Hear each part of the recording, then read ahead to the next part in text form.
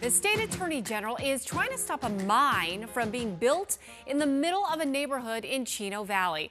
12 News obtained the AG's complaint alleging that mine violates state law.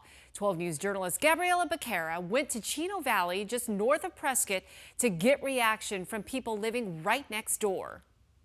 We are what we call ground zero. Susie Brummett and her husband retired to Cedar Heights in 2019, a small and peaceful neighborhood in Chino Valley. But the possibility of a new neighbor is forcing the Brummets to question their forever home. Are we going to have to move? We can't sell our house. Nobody's going to want to move next to a mine. Arizona companies Rock Supply and Fortune Rock plan on building an aggregate mine on 5 acres of land surrounded by residentially zoned property in Chino Valley. This is just the absolute worst place to put a mine.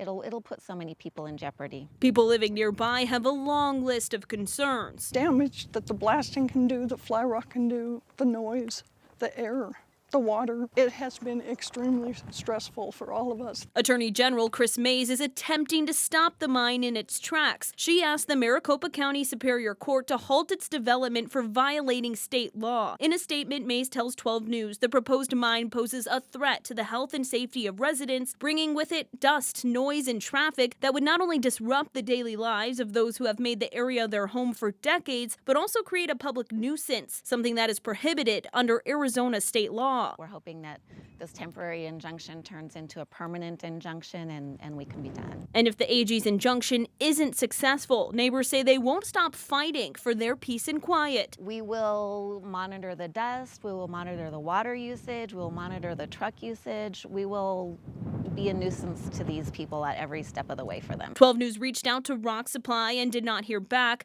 Fortune Rock told us they would not comment.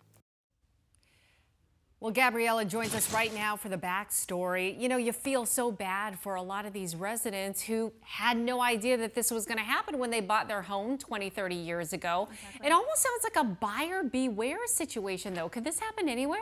Well, that's exactly what the people I spoke with are worried about. But this case is a little bit more complicated than that. In this case, in particular, this land used to be residentially zoned. And what I've learned is that the owner, under previous company names, tried to build houses on this land. Now, the Attorney General says that switching to now operate a mine would be allowed, and that's because of an Arizona statute that allows a mine to be built on any zoning ordinance, in any zoning ordinance. And so it really just depends on a law that dates back to the 1800s. Which is crazy. That was so long ago. So obviously the AG is saying that she's going to try to stop the mine.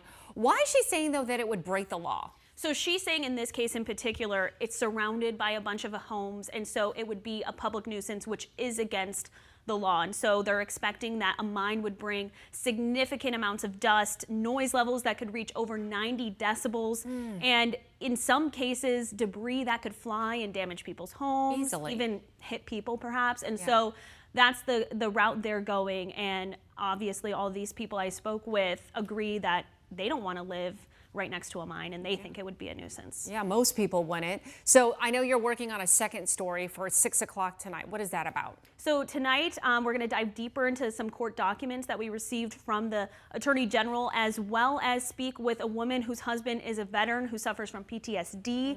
And they tell us about why mining and blasting would just be detrimental to their health and to the way they live. Yeah, absolutely. Bringing back a lot of trauma. All right, Gabby, thank you. Looking forward to your story at 6 o'clock.